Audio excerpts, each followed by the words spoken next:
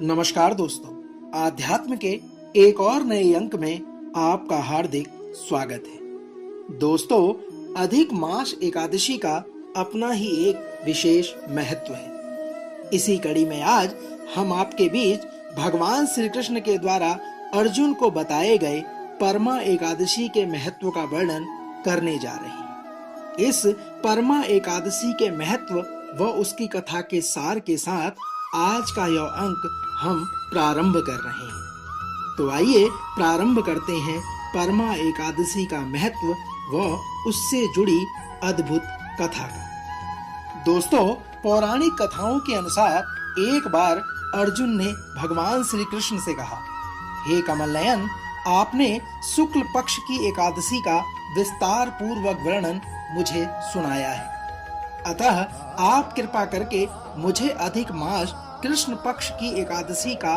क्या नाम है, इसमें किस देवता का पूजन किया जाता है तथा इसके व्रत से किस फल की प्राप्ति होती है और उसकी विधि क्या है, इन सब के बारे में संक्षेप से बताने का कार्य करें। अर्जुन के द्वारा इस प्रकार के वचन कहने पर श्री भगवान बोले, हे अर्जुन, अधिक मास के कृष्ण पक्ष में जो एकादशी आती है वह परमा एकादशी कहलाती है। वैसे तो प्रत्येक वर्ष 24 एकादशियां होती हैं। अधिक मास या मलमास को जोड़कर वर्ष में 26 एकादशियां होती हैं। अधिक मास में 2 एकादशियां होती हैं, जो पद्मनी एकादशी शुक्ल पक्ष में और परमा एकादशी कृष्ण पक्ष के नाम से जानी जाती है। भगवान श्री कृष्ण आगे कहते हैं, हे अर्जुन, इसके व्रत से सभी पाप नष्ट हो जाते हैं तथा मनुष्य को इस लोक में सुख तथा प्रलोक में सद्गति प्राप्त होती है। इसका व्रत विधानानुसार करना चाहिए और भगवान विष्णु का धूप, दीप, नैवेद्य, पुष्प आदि से पूजन करना चाहिए। अपने मन में जगी जिज्ञासा के साथ अर्जुन ने भगवान कृष्ण से इसकी कथा के संक्षेप में वर्णन करने की बात को भगवान श्री कृष्ण से कहा। इस एकादशी की पावन कथा, जो कि महर्षियों के साथ काम्पिल्य नगरी में हुई थी, वह मैं तुमसे कहने जा रहा हूँ। हे अर्जुन, इसे तुम ध्यान पूर्वक सुनो। दोस्तों, यहाँ से भगवान श्री कृष्ण अर्जुन को परमा एकादशी व्रत कथा का उल्लेख कर रहे हैं। तो आइए प्रारंभ करते हैं। भगवान श्री कृष्ण कहते हैं, काम्पिल्य नगरी में सुमेधा नाम का एक अत्यंत धर्मात्मा ब्राह्मण रहता था। उसकी स्त्री अत्यंत पवित्र तथा पतिव्रता थी। किसी पूर्व पाप के कारण वह दंपति अत्यंत दरिद्रता का जीवन व्यतीत कर रहे थे। भगवान श्री कृष्ण कहते हैं, हे अर्जुन, ब्राह्मण को भिक्षा मांगने पर भी भिक्षा नहीं मिलती थी। उस ब्राह्मण की पत्नी वस्त्रों से रहित होते हुए भी अपने पति की सेवा में निरंतर लगी रहती थी तथा अतिथि को अन्न देकर स्वयं भूखी रह जाती थी और पति से कभी भी किसी वस्तु की मांग नहीं करती थी। हे अर्जुन, दोनों पति पत्नी घोर निर्धनता का जीवन व्यतीत कर रहे थे। एक दिन ब्राह्मण अपनी स्त्री से बोला, हे प्रिय, जब मैं धनवानों से धन की याचना करता हूँ तो वह मुझे मना कर देते हैं और गृहस्थी धन के बिना नहीं चल सकती। इसलिए यदि तुम्हारी सहमति हो तो मैं परदेश जाकर कुछ काम करूं, क्योंकि विद्वानों ने कर्म की ही प्रशंसा की। दोस्तों, यहाँ पर भगवान श्री कृष्ण के द्वारा श्रीमद् भागवत गीता के 3 अध्याय कर्म योग का वर्णन किया गया है। ब्राह्मण भी यहाँ पर कर्म की बात कर रहा है। जब ब्राह्मण ने इस प्रकार की बात कही तो ब्राह्मण की पत्नी ने विनीत भाव से कहा, हे स्वामी, मैं आपकी दासी हूँ। पति अच्छा और बुरा जो कुछ भी कहे, पत्नी को वही करना चाहिए। मनुष्य को पूर्व जन्म में किए कर्मों का फल अवश्य मिलता है। सुमेरु पर्वत पर रहते हुए भी मनुष्य को बिना भाग्य के स्वर्ण नहीं मिल सकता। पूर्व जन्म में जो मनुष्य विद्या और भूमि दान करते हैं, उन्हें अगले जन्म में विद्या और भूमि की प्राप्ति होती है। ब्राह्मण पत्नी ने कहा, ईश्वर ने भाग्य में जो भी लिखा है उसे टाला नहीं जा सकता। यदि कोई मनुष्य दान नहीं करता तो प्रभु उसे केवल अन्न ही देते हैं। इसलिए आपको इसी स्थान पर रहना चाहिए, क्योंकि मैं आपका विछोह नहीं सह सकती। ब्राह्मणी ने कहा, पति के बिना स्त्री की माता, पिता, भाई, ससुर तथा संबंधी आदि सभी निंदा करते हैं। इसलिए हे स्वामी, कृपा कर आप कहीं न जाएं। जो हमारे भाग्य में होगा वह यहीं प्राप्त हो जाएगा। अपनी पत्नी की सलाह मानकर ब्राह्मण परदेश नहीं गया। इसी प्रकार समय बीतता रहा और एक बार कौंडिन्य ऋषि वहां आ गए। कौंडिन्य ऋषि को देखकर ब्राह्मण सुमेधा और उसकी स्त्री ने उन्हें प्रणाम किया और बोले, आज हम धन्य हो गए। आपके दर्शन से आज हमारा जीवन सफल हो गया। ब्राह्मण की पत्नी और ब्राह्मण ने ऋषि को आसन तथा भोजन प्रदान किया।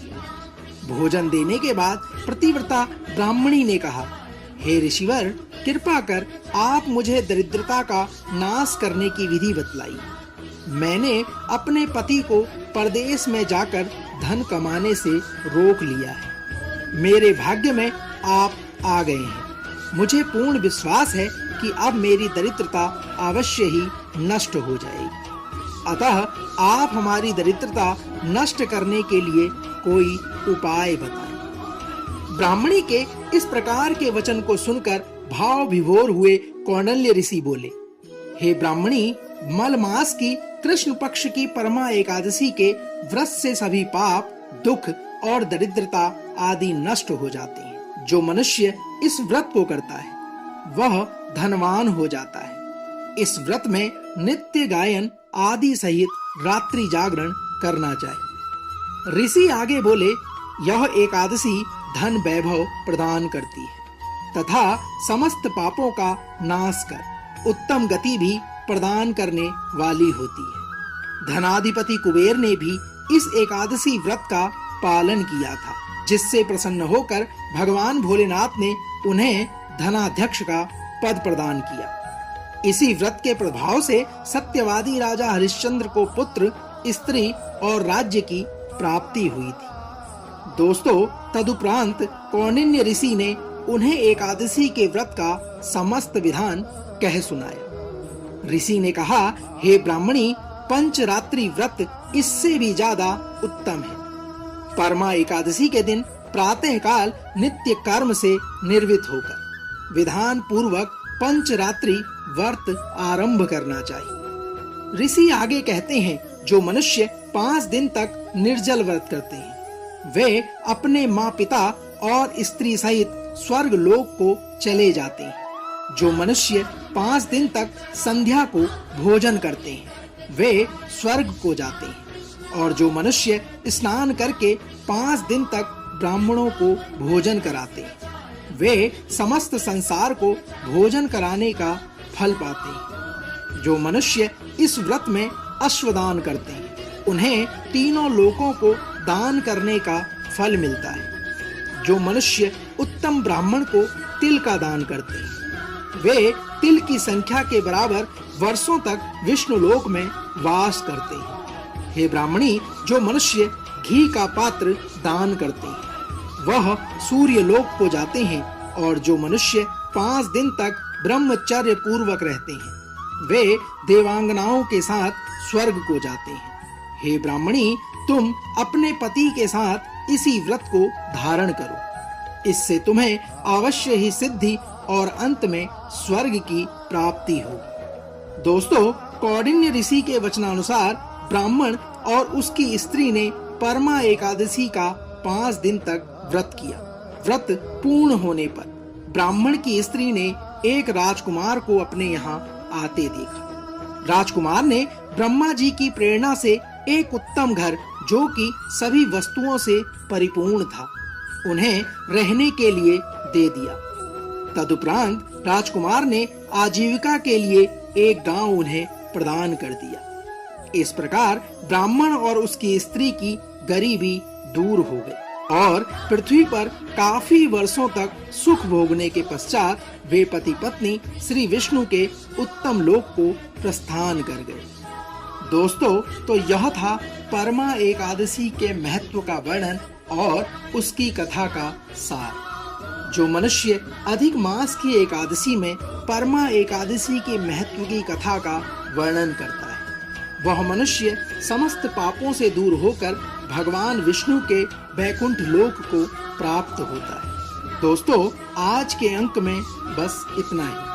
कल एक और नए अंक के साथ फिर आपसे होगी मुलाकात। तब तक जय श्री हरि विष्णु।